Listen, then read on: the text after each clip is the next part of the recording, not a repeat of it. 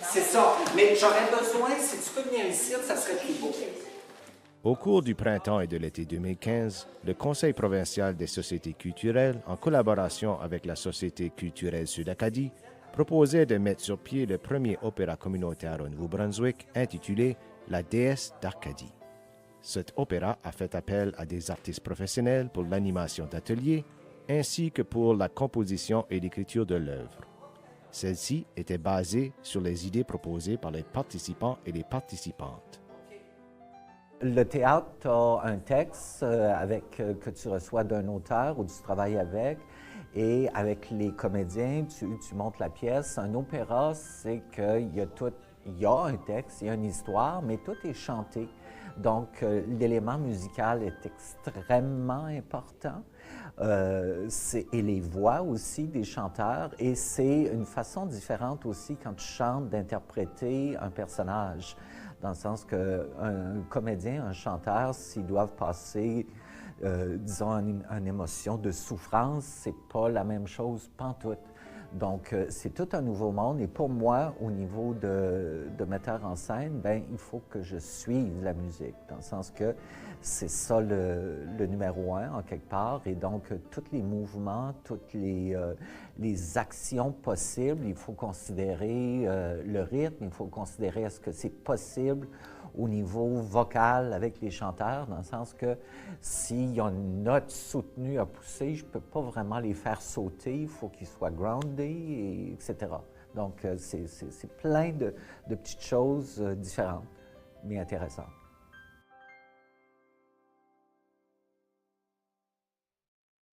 On est prêt? Ça va, ça? On y va. Frère Jacques, dormez-vous, dormez-vous, sonnez les matines, ding dang dong, ding dang dong. C'était difficile parce que je devais m'adapter au compositeur musical, en d'autres mots, et lui devait s'adapter à moi. Donc c'était un travail qui se faisait conjointement. On travaillait comme ensemble. Alors, moi, j'écrivais, puis lui me disait ça là que c'est une note musicale ou pas. Tu sais, là, puis il fallait jouer avec les mots, trouver le mot juste et tout ça. Alors ça, c'était une première expérience pour moi. Ce que j'ai découvert à l'écriture de l'opéra, c'est comment proche tu viens de tes personnages. Parce qu'ils sont pas... Ils parlent pas souvent, il y a beaucoup de répétitions en opéra. Tu deviens plus proche, l'action doit être centrée, l'action doit être encadrée. Et c'est pas comme une pièce de théâtre où tu as 40, 50 pages à écrire. L'opéra, tu as 9-10 pages à écrire et tout doit se passer dans ces 9-10 pages-là. Donc, veux pas, il y a un lien commun qui se fait entre les personnages et toi.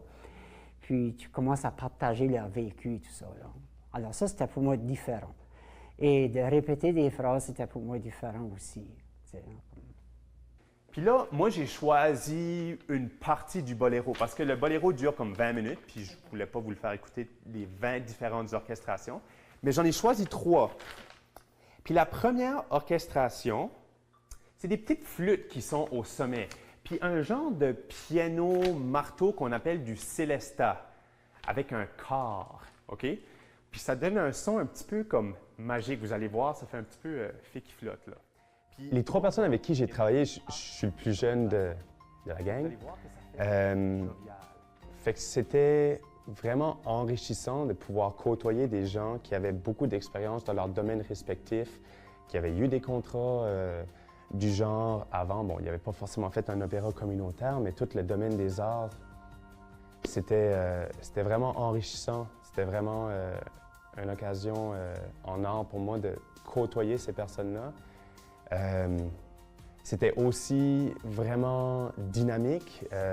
Quand on se rencontrait les 4, puis on se mettait à parler, puis qu'on partageait nos idées, on sentait vraiment que je sentais, puis eux aussi, que le travail avançait, qu'on était en train de créer quelque chose ensemble. Daniel Castonguay, avec toute son énergie puis sa bonne humeur, apportait une vraiment belle dynamique au groupe. Il proposait des idées, il proposait des alternatives.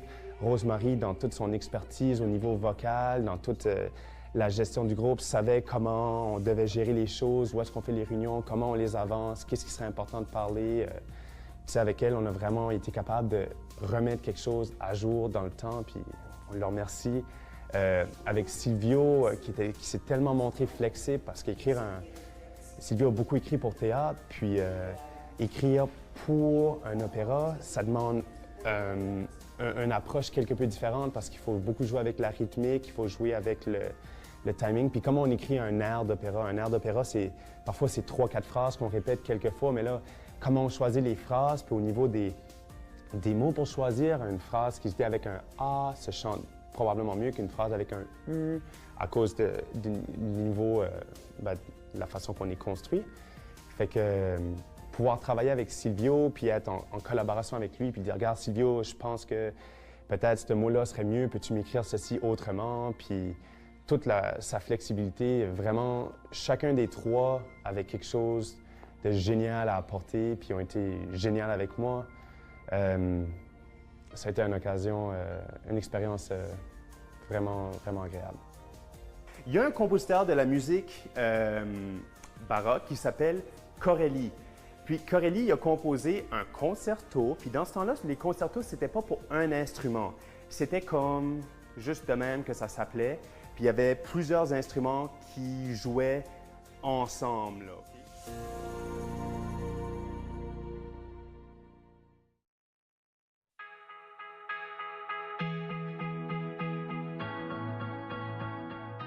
J'ai rencontré Rosemary, on s'était parlé à un dîner, puis c'est ça qu'elle m'a expliqué que l'opéra, justement, que j'allais composer, allait concerner des plus jeunes et des moins jeunes, des gens de tous les âges, de tous les sexes.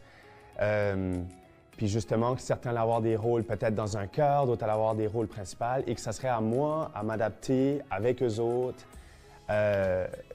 à écrire une musique qui leur conviendrait. Ça fait que ce que j'ai fait, moi, j'ai pu rencontrer ces personnes-là. Je suis allé on donnait des ateliers à chaque semaine. Puis j'ai pu me rendre à 1 ou 2 ateliers, les écouter chanter, interagir un petit peu avec eux autres, parler avec Rosemary qui en connaissait plusieurs, essayer de voir c'est quoi leur registre de voix, qu'est-ce qui se passe. Puis ça a vraiment été un travail dynamique. Puis c'était vraiment quelque chose qui se construisait autour de leurs besoins, de leurs capacités, des miennes aussi, de mes limites, des leurs. Puis ça a vraiment été un projet spécifiquement écrit pour eux. Si on joue une mélodie,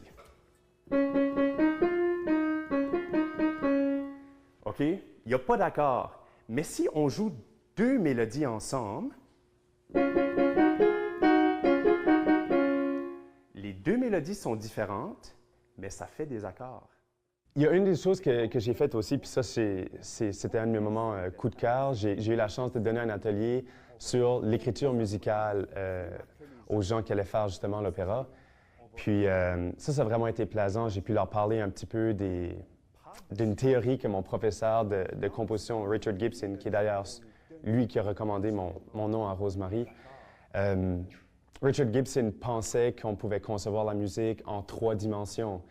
Il parlait d'une dimension horizontale qui était tout ce qui concernait la mélodie, une dimension verticale qui était les accords puis comment ils s'enchaînaient, puis une dimension, disons, au niveau de la profondeur, la 3e dimension, puis ça, c'était comment est-ce que tu donnais une couleur orchestrale à ces mélodies puis ces accords-là.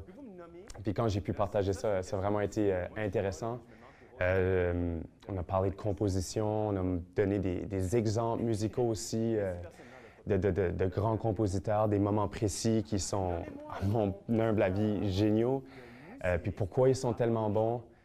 Puis ensuite, je les ai invités aussi à prendre un papier manuscrit, puis m'écrire 4-5 mesures, une mélodie ou n'importe ce qu'ils avaient envie de m'écrire, tout simplement. Puis ensuite, leur jouer au piano pour leur montrer qu'au fond, tout le monde peut composer en quelque part une musique autant longtemps qu'il se donne la chance.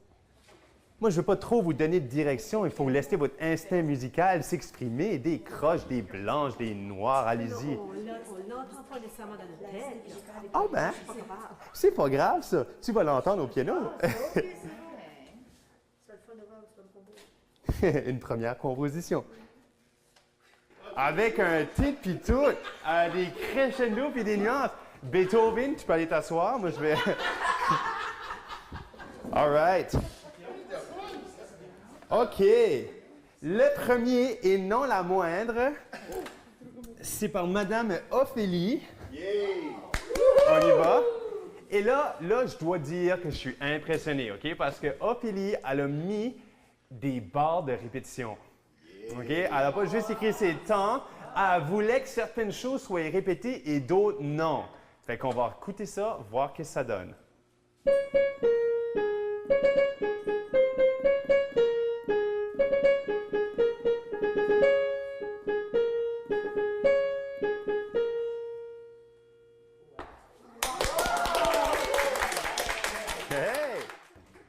Bien, les gens qui ont fait de l'opéra, ils ont fait toute la différence dans la composition. Chaque fois que j'écrivais une ligne, je pensais à la personne qui allait la jouer, je la voyais dans ma tête, je m'imaginais la scène. Quand je lui écrivais une ligne mélodique, je savais c'était quoi son registre de voix, je connaissais ses capacités en les ayant entendus chanter, en ayant parlé à Rosemary aussi, qui est leur coach vocal.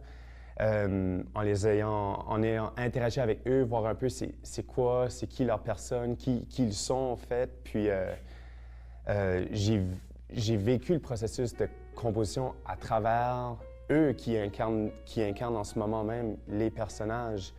Quand j'écrivais pour le maire du village, ben, je voyais Maurice qui était grand puis imposant, puis il me faisait rire malgré qu'il ne l'avait jamais encore joué, mais moi, dans ma tête, il l'a déjà joué, tu sais. Quand j'écrivais pour le pêcheur, mais je le voyais au bord de la mer, je le voyais fredonner son air. J'écrivais pour les enfants aussi, qui allaient jouer un chœur de filles.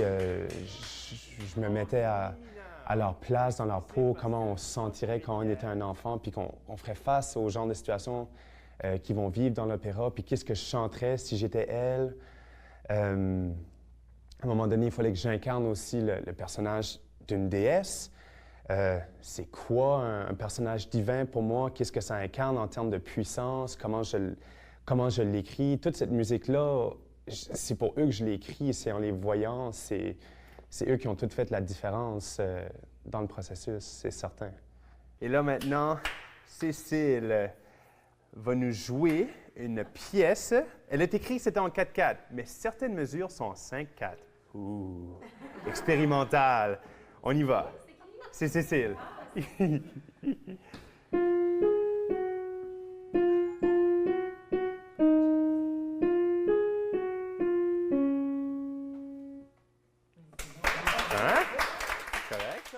ne sais pas s'il y a une fois dans la vie d'un compositeur qu'on peut vraiment dire qu'il y a une expérience qui n'est pas nouvelle, dans le sens que si elle n'est pas nouvelle, c'est peut-être signe qu'on est en train de manquer d'idées et qu'on devrait aller dans une autre carrière. Une composition, c'est toujours nouveau. C'est pas quelque chose... C'est difficile de faire un travail de composition malhonnête. Sinon, c'est plus de la composition. Quand on m'a demandé de composer un opéra, c'est complètement nouveau pour moi. Je veux dire, j'ai jamais composé cet opéra-là avant.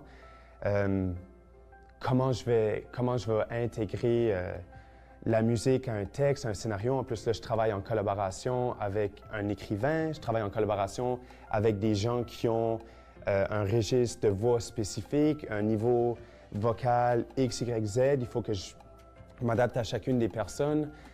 C'était complètement nouveau. J'avais écrit pour des chœurs avant. J'avais écrit, évidemment, étant pianiste de formation, beaucoup de musique pour le piano. J'avais écrit pour des petits ensembles, des orchestres, etc. Mais écrire un opéra, ça, c'était une première.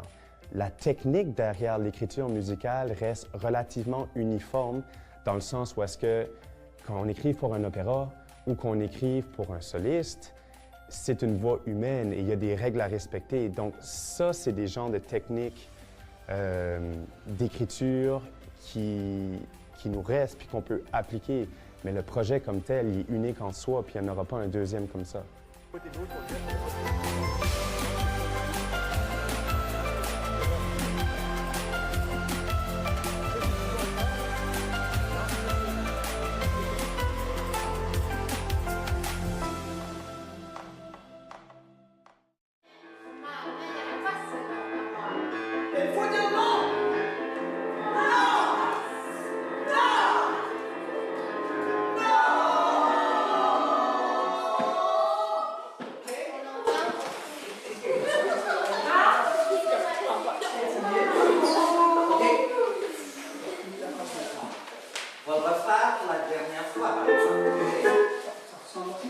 Ça ressemble à ça, mais là, tu es rendu à la moitié du chemin. OK? T'en fais, puis à un moment donné, je ne sais pas si tu as senti, tu as arrêté. Continue à te. OK? Puis là, le flash te vient, puis fais le signe de la main. Tu n'auras pas ça jamais. Rassemblez-vous, les cirques. OK? Quand on a commencé les répétitions, c'était tout le monde, je pense qu'on découvrait ce monde-là en même temps.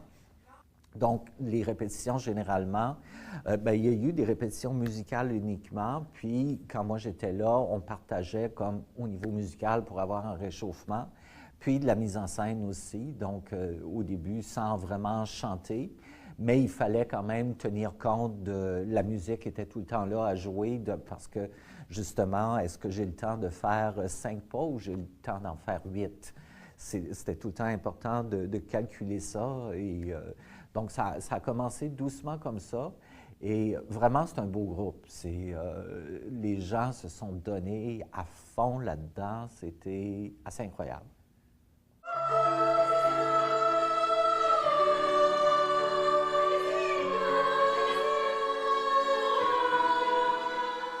J'ai été directrice musicale, donc j'ai fait toutes les répétitions musicales et les mises en scène aussi, parce que, évidemment, c'est moi qui accompagnais au piano. Je pense qu'on avait, pendant l'été, là, juillet et août, puis un peu en septembre, je pense qu'on avait compté 60 heures de pratique. Oui, c'est ça, avec le groupe.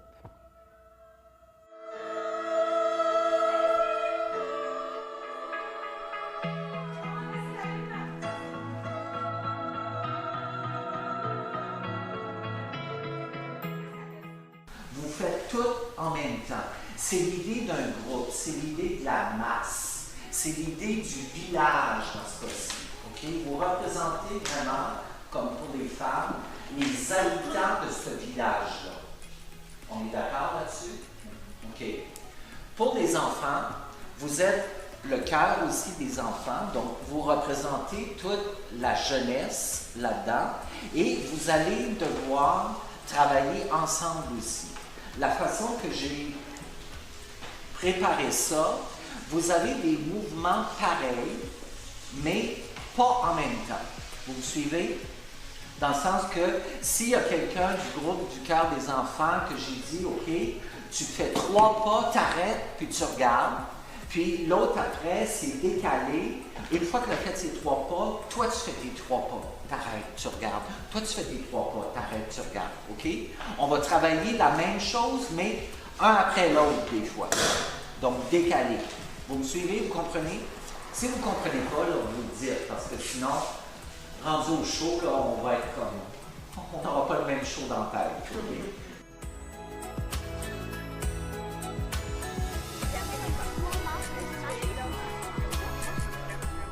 La majorité des répétitions ont eu lieu à la vieille école de Grand-Barachois.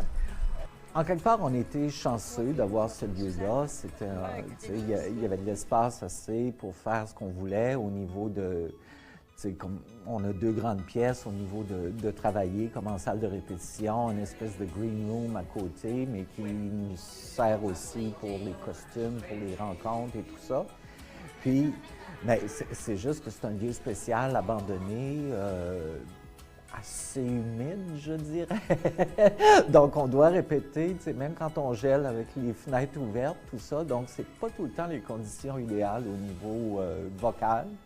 Mais au niveau plaisir, je pense que le fait que ce soit décontracté comme ça a participé. Ça fait que, en bout de ligne, c'est positif.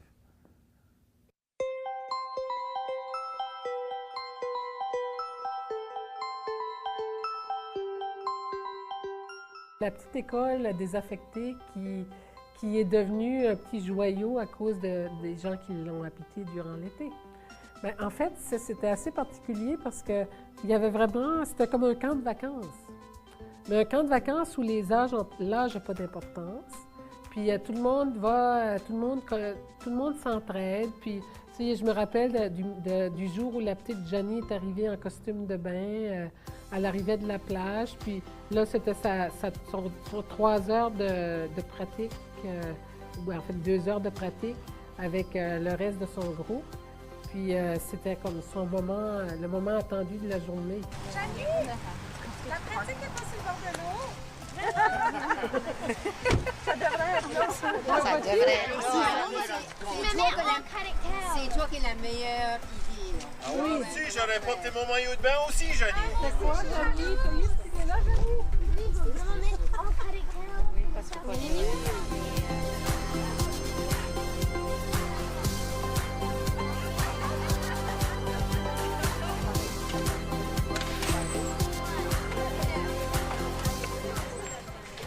Ce moment-là dans ma semaine, ou dans les 2 moments que ça arrivait dans ma semaine, c'était quelque chose que j'attendais. Tu sais, j'avais hâte que ça arrive. Puis que les gens se côtoient comme ça dans l'amitié, puis dans la... Ben, c'était vraiment la joie de vivre, là. C'est l'expression joie de vivre, c'est attribuable au projet d'opéra cet été. Le fait aussi qu'on travaille intensément, puis que quand on arrive, Quand on arrivait en classe, on était, c'est comme olé, mais dès qu'on se mettait, que Rosemary s'installait au pupitre, pas au pupitre, mais au piano, on commençait à travailler. Puis quand on arrêtait à la fin, ben c'était relaxation. Donc c'était quelque chose d'assez agréable à vivre. Ce à quoi ça me fait penser, c'est que je pense qu'il n'y a même pas eu de jour de pluie quand on a fait ça. Juste pour dire que pour moi, la joie de vivre, c'est exprimé par cette expérience-là.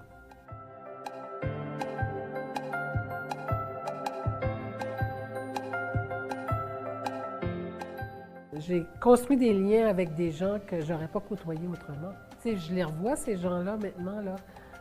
Samedi soir, j'étais au spectacle de la cathédrale, pour le 75e de la cathédrale, puis j'ai revu des amis que je me suis fait dans l'opéra.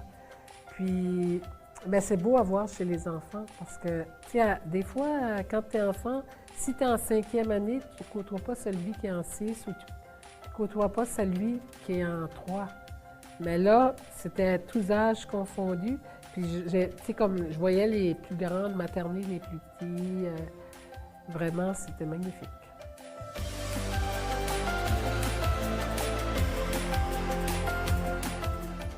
Ça a été vraiment quelque chose qu'on a beaucoup apprécié, du fait qu'ils ont pu rendre l'école disponible pour notre projet. Ça a été un endroit idéal, en fait. Et puis, ça a été vraiment, ça nous donnait un lien un peu avec l'historique culturel de la région. On pratiquait dans une vieille école, on voyait la mer en arrière, et puis c'était vraiment bien situé. Et puis, il y a aussi eu un engagement de la part des participants de réaménager la vieille école. Donc, c'était presque une autre composante, une sous-toile communautaire, un autre projet communautaire qui agissait comme toile de fond par-dessus, qui sous-tendait l'opéra. Donc, ça a été un élément inattendu, mais beaucoup apprécié. Beaucoup apprécié, oui.